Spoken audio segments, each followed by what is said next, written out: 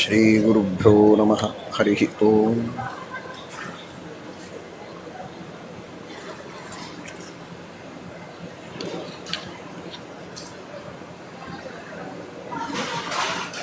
ಯತ್ಪದಂ ವೇದ ಸಂವೇದ್ಯಂ ಕಟಾಕ್ಷೇಣಾಪಿ ವೀಕ್ಷಿತುಂ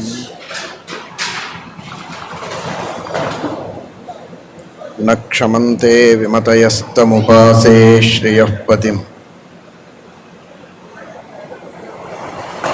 ಮಯಿ ಸ್ಥಿತೋ ಮದಂಗೇಷು ಸ್ವತಂತ್ರೋ ವ್ಯಾಪ್ತವಾನ್ ಹರಿಃ ಸ ವಿಷ್ಣುಶ್ಚ ಸ್ವತಂತ್ರಂ ಮಾಂ ಸ್ವೇಚ್ಛಯಾ ವರ್ತಯತ್ಯಜಃ. ಸ್ವಾತ್ಮನಸ್ತಸ್ಯ ಪೂಜಾಸ್ಯುಃ ಮನೋವಾಕ್ಕಾಯವೃತ್ತಯಃ. ಮಮೈತಾಃ ಇತಿ ಕರ್ತಾರಂ ಉದ್ದೇಶ್ಯಂಚ ಹರಿಂ ಸ್ಮರೇತ್. ಧರ್ಮ ವಿಜ್ಞಾನ ವೈರಾಗ್ಯ ಪರಮೈಶ್ವರ್ಯಶಾಲಿನಃ ಆನಂದತೀರ್ಥ ಭಗವತ್ಪಾದಾನ್ ವಂದೇ ನಿರಂತರಂ.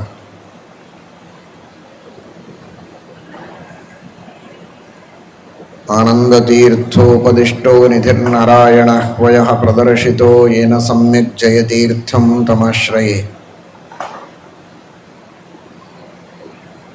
ಸತ್ಯಧೀರಕರಾಬ್ಜೋತ್ಥಃ ಜ್ಞಾನವೈರಾಗ್ಯಸಾಗರಃ ಸತ್ಯಜ್ಞಾನಾಖ್ಯತರಣಿಃ ಸ್ವಾಂತಧ್ವಾಂತಂ ನಿಕೃಂತತು. ಸತ್ಯಾಭಿಜ್ಞಕರಾಬ್ಜೋತ್ಥಾನ್ ಪಂಚಾಶದ್ವರ್ಷಪೂಜಕಾನ್ ಸತ್ಯಪ್ರಮೋದತೀರ್ಥಾರ್ಯಾನ್ ನೌಮಿ ನ್ಯಾಯಸುಧಾರತಾನ್. ನನ್ನ ಮನಸ್ಸಿನಲ್ಲಿ ಪಾವಿತ್ರ್ಯವನ್ನು ನೀಡೋದು ಈ ಭಗವಂತನ ಪಾದಗಳು. ಇದೇ ಪರಮಾತ್ಮನ ಪಾದಗಳಿಂದ ಹರಿದು ಬಂದ ಗಂಗೆ ಜಗತ್ತಿನ ಎಲ್ಲ ಜೀವರಾಶಿಗಳು ಮಾಡಿದ ಪಾಪಗಳನ್ನು ತೊಳೆಯುವುದಕ್ಕೆ ಸಿದ್ಧಳಾಗಿ ನಿಂತಿದ್ದಾಳೆ. ಯಾವ ಗಂಗೆಯಲ್ಲಿ ಸ್ನಾನ ಮಾಡಿದರೆ, ಗಂಗೆಯ ಸ್ಮರಣೆ ಮಾಡಿದರೆ ಪಾಪಗಳ ಪರಿಹಾರವಾಗ್ತದೆ. ಸ್ನಾನ ಮಾಡಬೇಕು ಅಂತೂ ಇಲ್ಲ, ಅಲ್ಲಿಯವರೆಗೆ ನಡೆದು ಹೋಗಬೇಕು ಅಂತೂ ಇಲ್ಲ, ಇದ್ದಲ್ಲೇ ಸ್ಮರಣೆ ಮಾಡಿದರೇನೆ ಪಾಪಗಳ ಪರಿಹಾರವಾಗ್ತದೆ. ಗಂಗಾ ಗಂಗೇತಿ ಯೋ ಬ್ರೂಯಾತ್. ಇಷ್ಟು ಸುಲಭವಾದ ಉಪಾಯಗಳಿದ್ದಾಗಲೂ ಸ್ನಾನ ಕಾಲದಲ್ಲಿ ಗಂಗಾ ಸ್ಮರಣೆ ಬರೋದಿಲ್ಲ. ಎಂತಹ ಪಾಪಿಷ್ಠರು ಅಂತ ಆಲೋಚನೆ ಮಾಡಬಹುದು. ಪಾಪ ಉಳಿಯಬೇಕು ಅಂತ ಇಚ್ಛೆ ಇದ್ರೆ ಆ ಸ್ಮರಣೆಯನ್ನು ದೇವರು ಕೊಡೋದೇ ಇಲ್ಲ.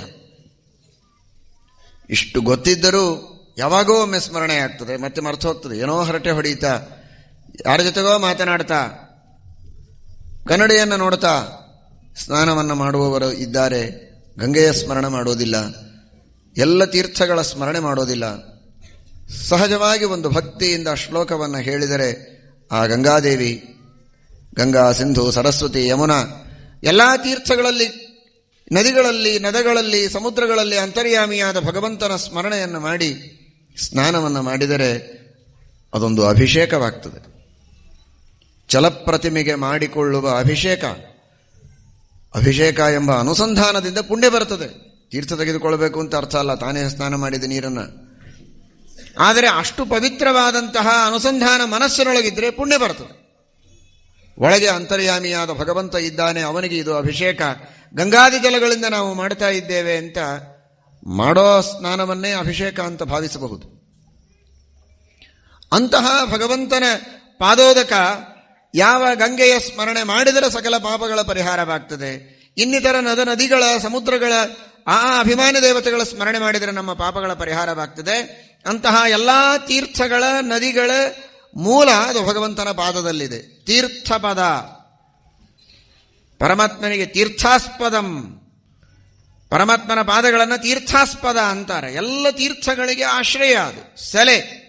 ಅಂತಹ ಭಗವಂತನ ಪಾದಗಳ ಚಿಂತನವನ್ನು ಮನಸ್ಸಿನಿಂದ ಮಾಡುವ ಮೂಲಕ ಮನಸ್ಸಿನಲ್ಲಿರುವ ಕಲುಷ, ಕಲ್ಮಶ, ದೋಷ, ಪಾಪಗಳು ದೂರ ಆಗಿ ಮನಸ್ಸು ಪವಿತ್ರವಾಗ್ತದೆ. ಸವೈ ಮನಃ ಕೃಷ್ಣ ಪದಾರವಿಂದಯೋಹೋ. ಪದಗಳ ಧ್ಯಾನವನ್ನು ಯಾಕೆ ಮಾಡ್ತಾ ಇದ್ದ?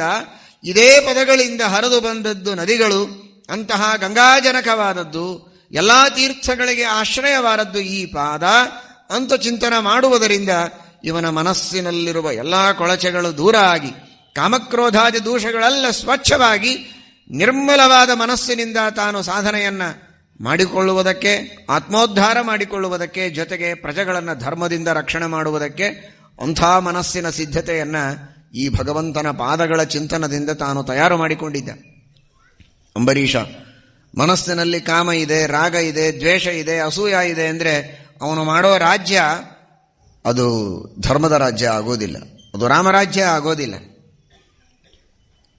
ನಾನಾ ವಿಧವಾದ ದ್ವೇಷಾಸೂಯೆಗಳು ಮನಸ್ಸಿನಲ್ಲಿ ಇದ್ದರೆ, ನಾನಾ ವಿಧವಾದ ಅಪೇಕ್ಷೆಗಳು, ಆಶಾ ಆಮಿಷಗಳು ಇದ್ದರೆ ಅದರಿಂದಾಗಿ ಇವನು ಅಡ್ಡದಾರಿಗೆ ಹೋಗುವಂತಹ ಅವಕಾಶಗಳೇ ಬಹಳ ಇರುತ್ತವೆ. ಅಂತಹ ಪ್ರಸಂಗಗಳು ಬರದೇ ಇರೋ ಹಾಗೆ ಮನಸ್ಸು ನಿರ್ಮಲವಾಗಬೇಕಾದರೆ ಮನಸ್ಸಿನಲ್ಲಿರುವ ಈ ದೋಷಗಳು ತೊಳೆಯಬೇಕು. ದೋಷಗಳನ್ನು ತೊಳೆಯುವುದಕ್ಕೆ ಅಂತಃಕರಣದ ಮನಸ್ಸಿನ ನಿರ್ಮಲತೆಗೆ ಕಾರಣವಾದದ್ದು ಈ ಪವಿತ್ರವಾದ ತೀರ್ಥಗಳ ಸ್ನಾನ. ಅಖಂಡವಾಗಿ ಪವಿತ್ರವಾದ ತೀರ್ಥಗಳಲ್ಲಿಯೇ ಮುಳುಗಿರಲಿಕ್ಕೆ ಸಾಧ್ಯ ಇಲ್ಲ. ಹಾಗಾದರೆ ಭಗವಂತನ ಪಾದಗಳ ಎಲ್ಲ ತೀರ್ಥಗಳಿಗೆ ಜನಕವಾದ ಪರಮಾತ್ಮನ ಪಾದಗಳ ಸ್ಮರಣೆಯನ್ನು ಮಾಡಿದರೆ, ಸಕಲ ತೀರ್ಥಗಳಿಗೆ ಪಾವಿತ್ರ್ಯವನ್ನು ನೀಡಿದೆ, ಅವುಗಳಿಗೆ ಪವಿತ್ರತೆಯನ್ನು ಕೊಟ್ಟ ಪರಮಾತ್ಮನ ಪಾದದ ಧ್ಯಾನವನ್ನು ಮಾಡಿದರೆ ನಮ್ಮ ಮನಸ್ಸಿಗೆ ಪಾವಿತ್ರ್ಯ ನಾವು ಚಿಂತನೆ ಮಾಡಿದ ಸ್ಥಳದಲ್ಲಿಯೇ ನಮಗೆ ಸಿಗತ್ತೆ. ಈ ಒಂದು ನಿರ್ಮಲವಾದ ಮನಸ್ಸಿನ ಪಾಪಗಳನ್ನು ಕಳೆದುಕೊಳ್ಳುವ ಒಂದು ಉದ್ದೇಶದಿಂದ ಮನಸ್ಸನ್ನು ಭಗವಂತನ ಪಾದಗಳ ಧ್ಯಾನಕ್ಕೆ ಮೀಸಲಾಗಿಟ್ಟಿದ್ದ. ಜೊತೆಗೆ ಇದೇ ಪರಮಾತ್ಮನ ಪಾದಗಳಿಂದ ತಾನು ಸಮಗ್ರವಾದ ಭೂಮಿಯನ್ನು ಆಳುವ ಶಕ್ತಿಯನ್ನು ಪಡೆದುಕೊಳ್ಳಬೇಕಾಗಿದೆ.